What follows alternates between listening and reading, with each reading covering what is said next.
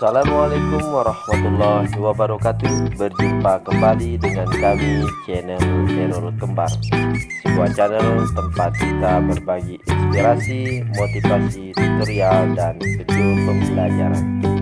Jangan lupa hari ini untuk selalu bahagia dan bersih.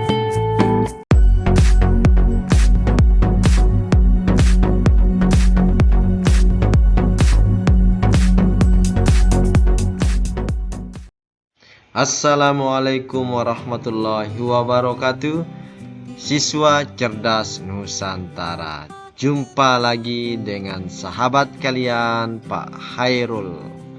Kali ini kita tetap masih berada di channel edukasi, channel Errol Kembar. Pada kesempatan kali ini kita akan membahas materi kelas 5 tema 6 subtema yang ketiga, pembelajaran yang kedua. Pada pembelajaran yang kedua ini kita akan membahas 3 muatan sekaligus. Yang pertama, muatan bahasa Indonesia, menentukan informasi penting dari teks eksplanasi. Yang kedua, menjelaskan isi teks eksplanasi menggunakan peta pikiran. Dan yang ketiga, menentukan kesimpulan teks eksplanasi. Sedangkan pada muatan ilmu pengetahuan alam, kita akan mengenal cara kerja termos, juga mengenal sifat hantaran panas benda di sekitar.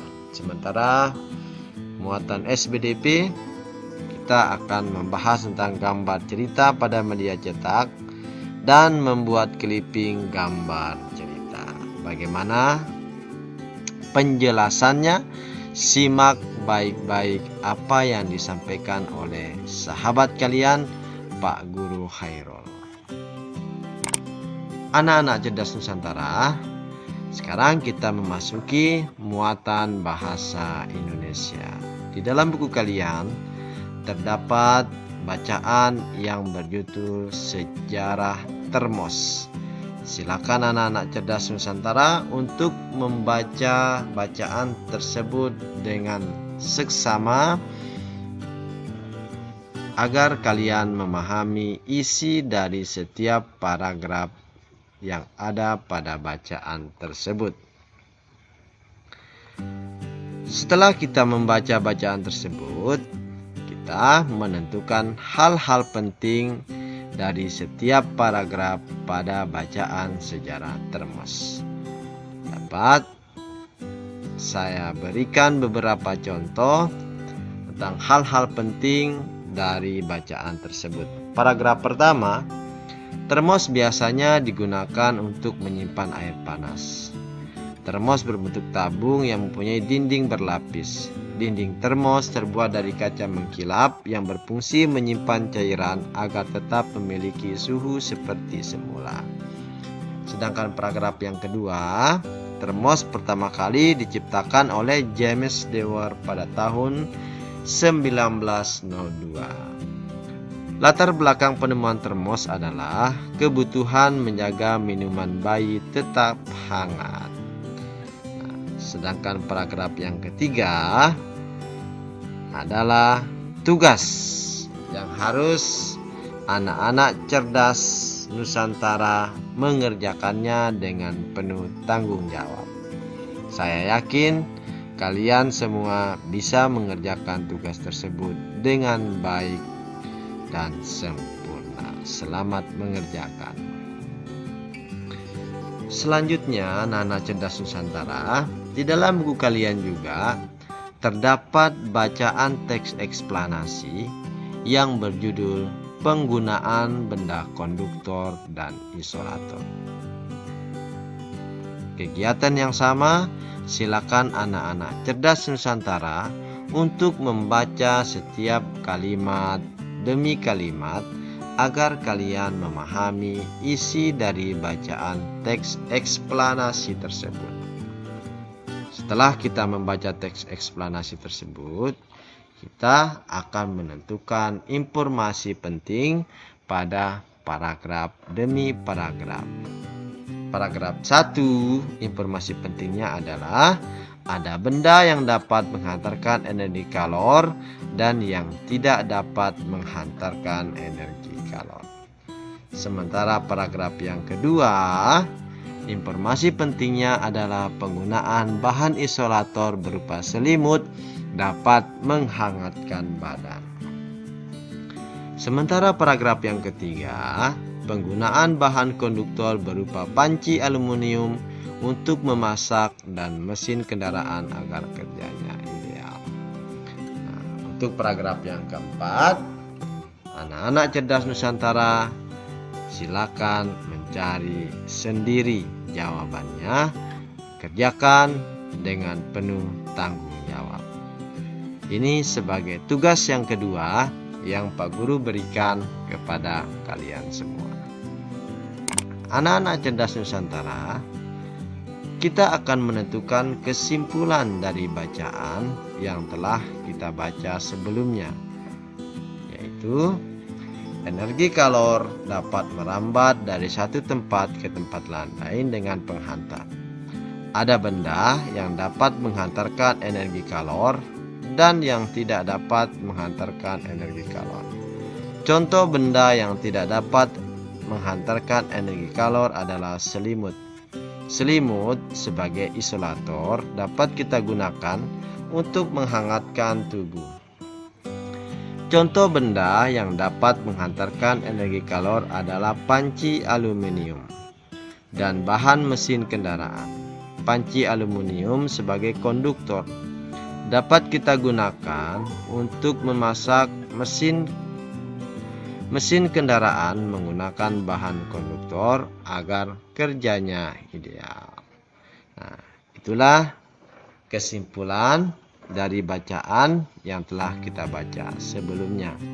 Anak-anak cerdas Nusantara bisa membuat kesimpulan yang lebih bagus dari apa yang Pak Guru sampaikan. Anak-anak cerdas Nusantara, kita setelah menyelesaikan materi muatan bahasa Indonesia. Sekarang kita lanjutkan pada muatan ilmu pengetahuan alam. Perhatikan gambar tersebut. Gambar tersebut adalah gambar yang memperlihatkan bagian-bagian daripada termos. Nah, pada pembelajaran muatan IPA ini, kita khusus akan membicarakan tentang termos. Perhatikan penjelasan berikut ini.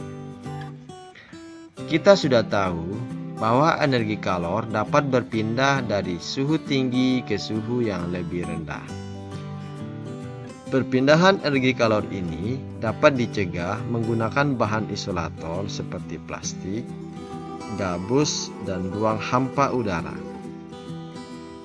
Salah satu peralatan yang dapat menjaga perpindahan energi kalor adalah termos. Termos berfungsi untuk menjaga minuman tetap panas atau dingin. Termos terbuat dari bahan-bahan yang dapat mencegah terjadinya perpindahan energi kalor.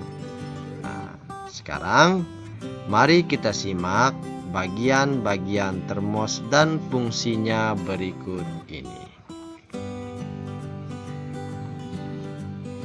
Yang pertama adalah dinding kaca. Ini adalah dinding kaca. Dinding bagian dalam termos terbuat dari dua lapisan kaca. Bahan yang mengkilap ini dapat memantulkan energi kalor sehingga dapat menghambat keluarnya panas. Yang kedua adalah lapisan perak. Ini adalah lapisan perak. Pada bagian dalam dinding kaca dilapisi perak. Hal ini berfungsi untuk mempertahankan suhu air pada termos. Yang ketiga, ruang hampa udara. Ini adalah ruang hampa udara. Antara plastik dengan dinding kaca terdapat ruang hampa udara. Di antara dua lapisan kaca terdapat ruang hampa udara. Ruang hampa udara ini menyebabkan panas tidak dapat berpindah dengan cepat. Selanjutnya adalah penutup. Tutup termos biasanya terbuat dari gabus. Hal ini berfungsi untuk mencegah proses perpindahan energi kalor pada permukaan air. Sedangkan yang kelima adalah lapisan pelindung. Lapisan pelindung terletak pada bagian luar termos. Lapisan ini biasanya terbuat dari plastik. Hal ini berfungsi untuk menjaga suhu air di dalam termos. Setelah kita membahas bagian-bagian termos, sekarang kita akan membahas sifat hantaran panas pada benda di sekitar kita. Misalnya benda-benda yang ada di sekolah. Misalnya gerbang sekolah besi. Sifat hantaran panasnya adalah benar sekali, konduktor. Kegunaannya sebagai pintu sekolah. Yang kedua, kaca jendela. Sifat hantaran panasnya adalah konduktor. Kegunaannya sebagai tempat masuknya cahaya ke dalam ruangan. Yang ketiga, papan tulis. Kalau papan tulis kira-kira sifat hantaran panasnya adalah, ya, betul sekali, isolator. Kegunaannya untuk menulis dan berbagai benda yang lainnya. Contoh benda di sekitar rumah kita. Wajan misalnya. Sifat hantarannya adalah konduktor. Kegunaannya untuk menggoreng makanan. Yang kedua, cerek. Ceret, sifat hantarannya adalah konduktor. Kegunaannya untuk memasak air. Ada juga selimut. Sifat hantaran panasnya adalah isolator, untuk menjaga badan tetap hangat. Nah, kita dapat menyimpulkan bahwa benda memiliki kemampuan yang berbeda-beda dalam menghantarkan panas. Benda yang dapat menghantarkan panas biasanya terbuat dari besi, kaca, tembaga, seng, dan aluminium. Benda yang tidak dapat menghantarkan panas biasanya terbuat dari kayu, kain, gabus, plastik, dan karet. Nah, itulah penjelasan dari materi muatan IPA, yaitu bagian-bagian termos dan benda-benda serta sifat hantaran panas yang ada di sekitar kita. Selanjutnya kita akan memasuki muatan SBDP. Pada muatan SBDP ini kita akan membahas tentang gambar cerita. Apa itu gambar cerita? Simak penjelasan berikut ini. Teks eksplanasi kadang dilengkapi dengan gambar cerita. Gambar cerita adalah gambar yang menceritakan suatu adegan atau peristiwa. Fungsi gambar cerita adalah memperjelas alur atau isi cerita, memperjelas isi pesan dalam promosi suatu barang, dan menarik perhatian. Gambar cerita juga berfungsi menambah nilai keindahan dan sarana untuk mengungkapkan perasaan penggambarnya. Gambar cerita biasanya terdapat pada media cetak seperti buku cerita, komik, novel, dan majalah. Untuk menarik pembaca, gambar cerita pada media cetak harus memenuhi syarat-syarat berikut. Yang pertama, gambar berisi tentang isi media cetak. Yang kedua, gambar yang disajikan harus menarik. Dan yang ketiga, warna yang digunakan dapat menarik perhatian pembaca. Nah, kita sudah tahu bahwa salah satu fungsi gambar cerita adalah memperjelas isi pesan. Agar lebih jelas kita perhatikan contoh gambar cerita pada media cetak berikut ini.